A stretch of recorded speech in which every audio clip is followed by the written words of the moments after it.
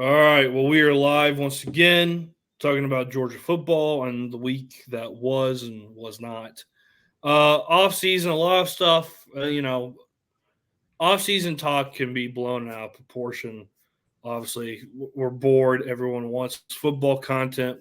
We really have nothing to really sink our teeth in, so we find the randomest things to sink our teeth in. If we're Georgia fans, and I guess Alabama fans too, Jalen Milroe was on with McElroy and Cole Kublik's radio show. Is it in Birmingham or Mobile? I don't know for sure, but if I guessed, it would be Birmingham, but I'm not sure. Whatever. And he goes on and talks about the SEC championship against Georgia and said that they knew in the fourth quarter they could look in their eyes that they won the game and they didn't want it anymore. Now, it wasn't a beat down by any means. It was a 3-point game. I know a lot of Georgia fans were upset with what he said and was like, this is bulletin board material. I think, but the way that they were putting it and the way that I think some people have perceived it is wrong. They won. And Georgia never had a team that could go toe-to-toe with them like Alabama did. And Alabama shouldn't have. I'm not making any excuses. Georgia shouldn't have been in that situation with Alabama. I think Georgia was a better team, but not that Saturday. And Georgia did look beat. They did. So he's absolutely right. Now, and I think me and you will both agree on this, it can be used as bulletin board material, but bulletin board material is not as disrespect, but as, well, okay, now we're coming in and playing you again. We're going to make it 60 minutes of hell. You're not going to see it in our eyes this time. We're going to hit you, and we're going to hit you hard, and we're going to keep coming. And it doesn't matter if it takes 60 minutes or 120 minutes. It doesn't matter. We're going to come, and we're going to whip your ass. That's how it should be, and not the way that Georgia fans have been internalizing it and everything like that. But go ahead. No, what I was going to say is we talked about last week. I think it affected or upset you more than it did me. The Brent Key and hate Georgia, hate. It's almost like a Jack Russell or a Chihuahua that's barking at you. You just, that's sort of like okay, thanks. But when Alabama and a player that played in the game that beat you says the players quit, whether it's bulletin board material or whether it's not, here's the facts. Georgia and Alabama are the two head and shoulders above not only the Southeastern Conference, but they're two of the four best programs at any given time and have been for the past 4-6 years, right? Yeah. So when they say that, or a player says that, you got to give some validity to it, number one. Number two, it should be used as motivation. And we got our ass kicked. All these people and all the fans that want to bitch and complain that how did we go from number 1 to number 6 and we lose by whatever in a championship game. Hey, we can cry and complain all we want to. But Georgia was completely within, they controlled their own destiny, and they laid a big friggin' egg on that Saturday. Unfortunately, the biggest eggs that we've laid have always been against Alabama. So to me, I know I hate Florida, Tennessee, because they've been in our division. But I think we are going to have to finally put the nail in the coffin and just say we're the new standard now, not only in Southeastern Conference, but in the entire college football arena. But we can't say that until we beat them, and we've only beat them once. Well, we beat them whenever it matters. It's our ass, so we need to shut. My opinion is shut the fuck up and take it, and get your shit straight. And whenever they look across the line from you, I'm with you. That shouldn't happen again in the third and fourth quarter of the game that's coming up during the regular season. I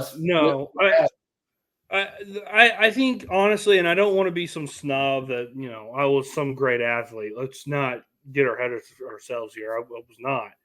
But I think we can both agree there are two ways of taking it. And I think people that played sports and competitive sports on a semi-competitive level understand what that meant and instead of getting butthurt about it and saying that's not true and you only beat us by 3 points. That's someone that's never played real competitive sports.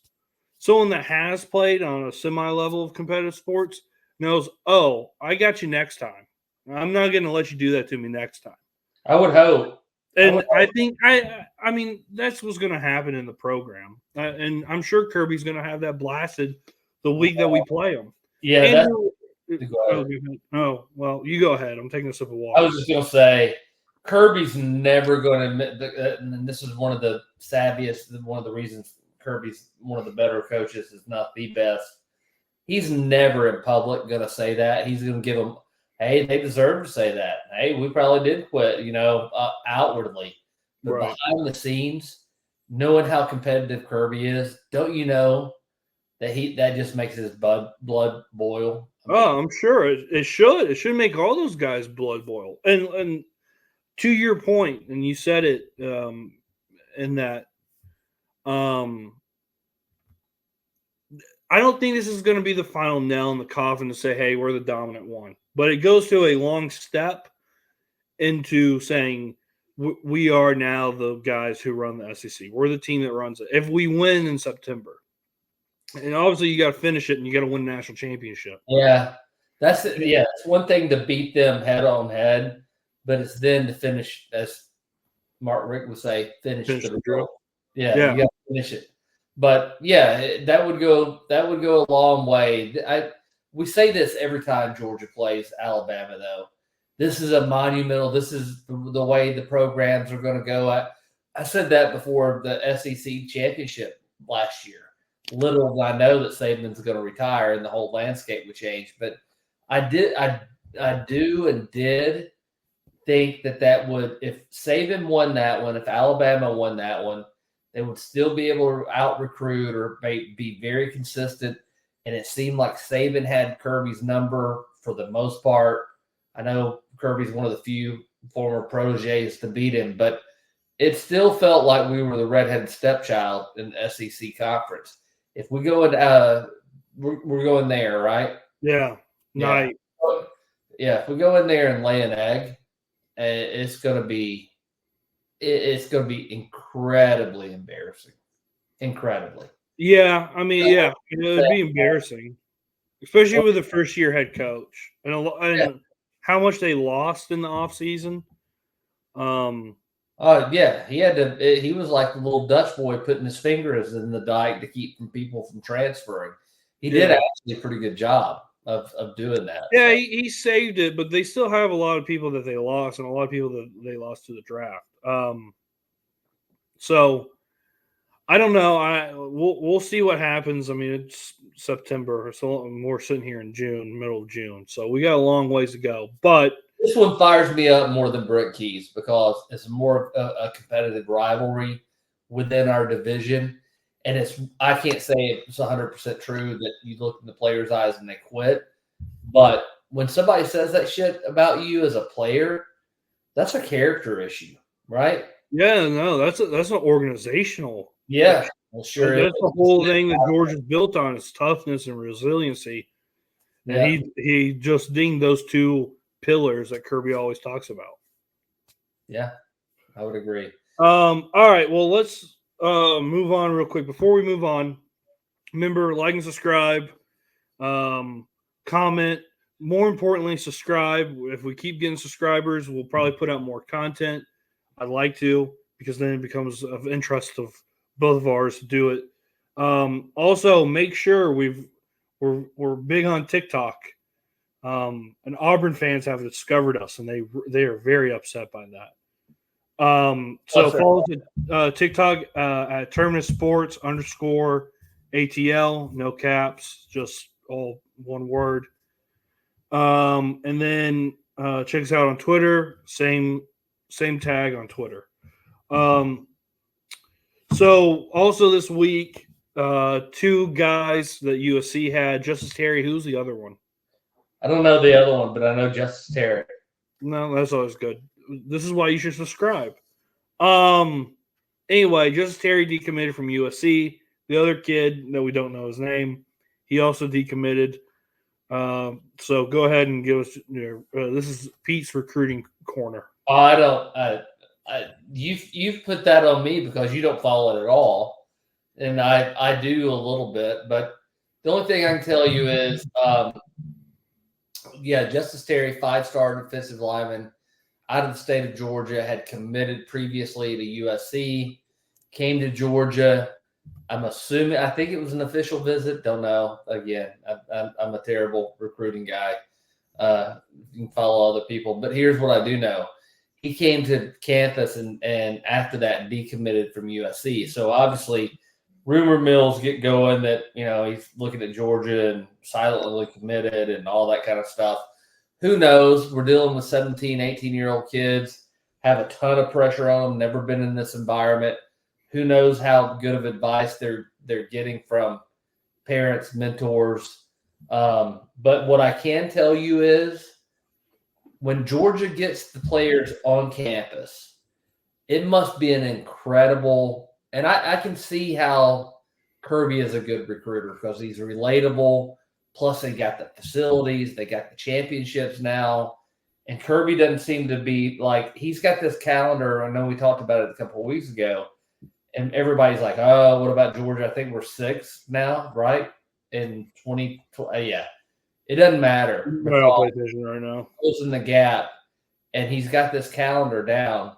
And so we'll see what happens. But I know this is kind of getting ahead of ourselves, but another topic.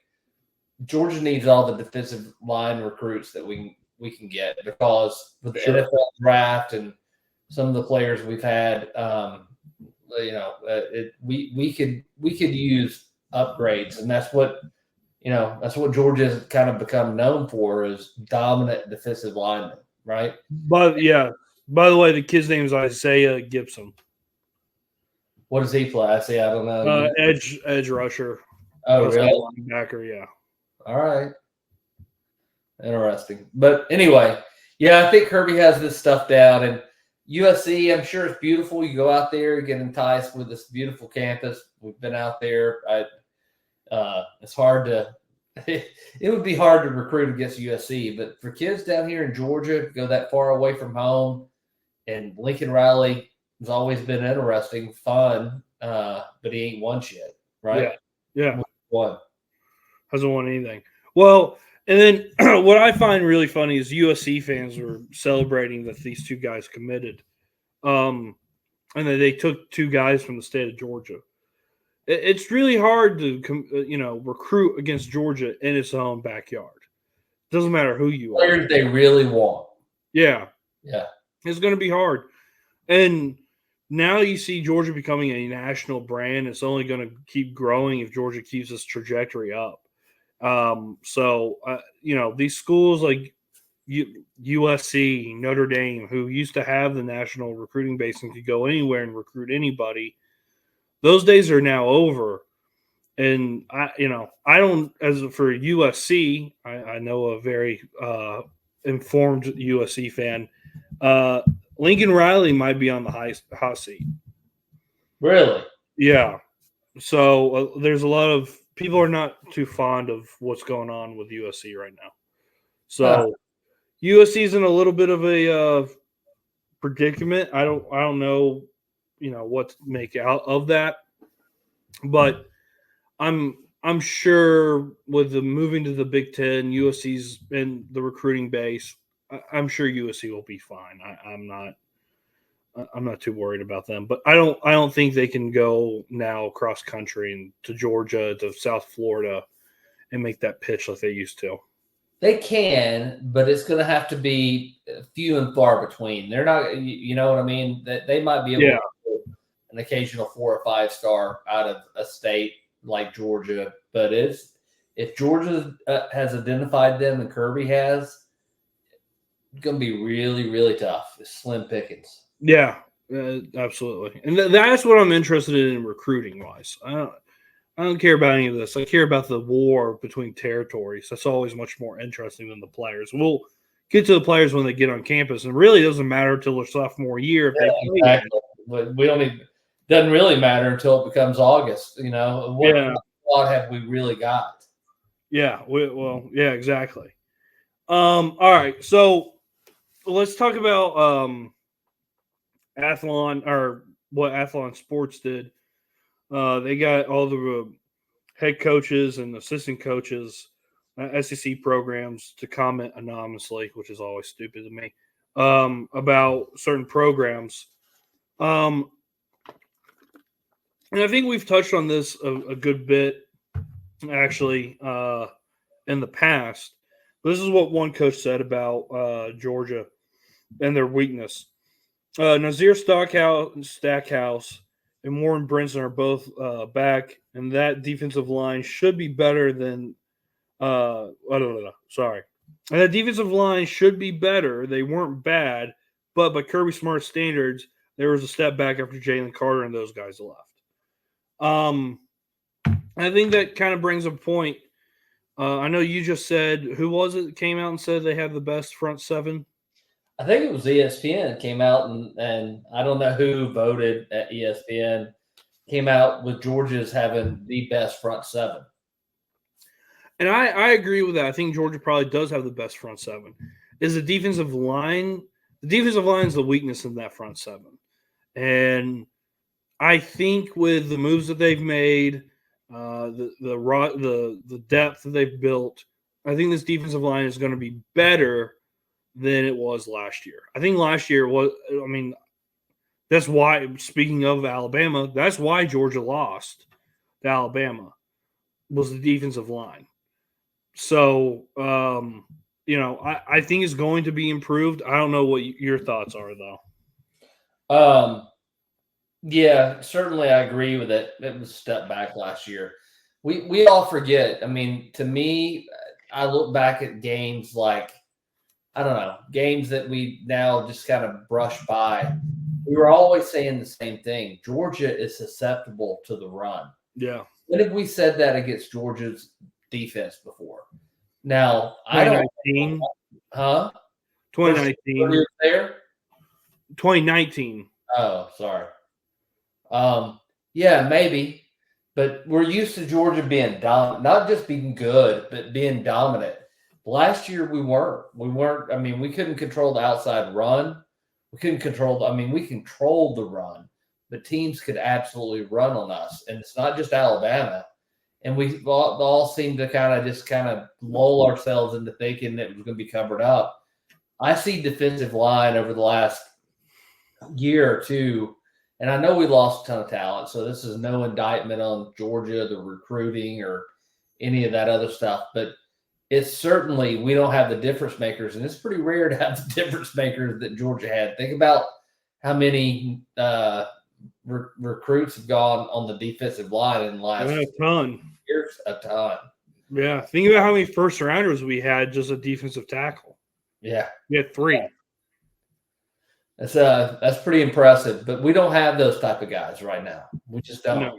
Not on this roster either.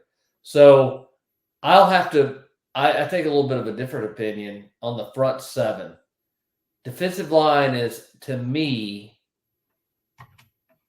I think it's our weakest position going into this season. I think our middle linebackers, outside linebackers, could be middle linebackers more than outside, but still, our linebacker group, I think, are solid. You don't think with Michael Williams and Javion Walker playing edge, you don't think? I'm excited about the potential, but Gabe Harris, they haven't. But would you agree? We haven't seen it. Like I think we've seen flashes. Yeah, I think we're going to see it this year. Well, that's you think, and we hope, and all but we haven't to date.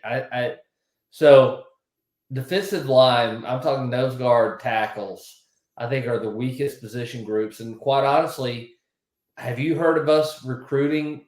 Not talking about potential. We just got through talking about Justin Terry, but have you heard us talking about recruiting I remember when we recruited Jalen Carter, and he went to Opaka, I think, with Florida.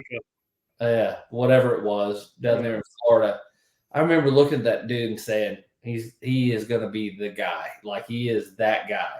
Trayvon Walker, we don't have those guys anymore. Jordan Davis's.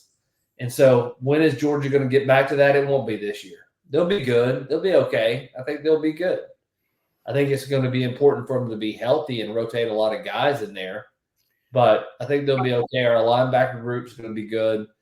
I think it's going to be There's a lot of potential and there's a lot of unknowns as well. I think we talked about that before. Like, there's a lot of youth on this. Like, we don't know about Jordan Hall. Who's the other kid that the AJC tried Christian Miller? Did he? Yeah. Christian Miller. There's another guy. Ingram Dawson. Ingram Dawkins. There's somebody I'm forgetting. It's not Jordan Hall. Big Baby Davis, is that what they call? That's who I'm thinking of. Yeah. There's a lot of guys that we saw flashes of. They were young last year. I think this defensive line is going to be greatly improved. And I think the defensive line is going to be a good spot for Georgia.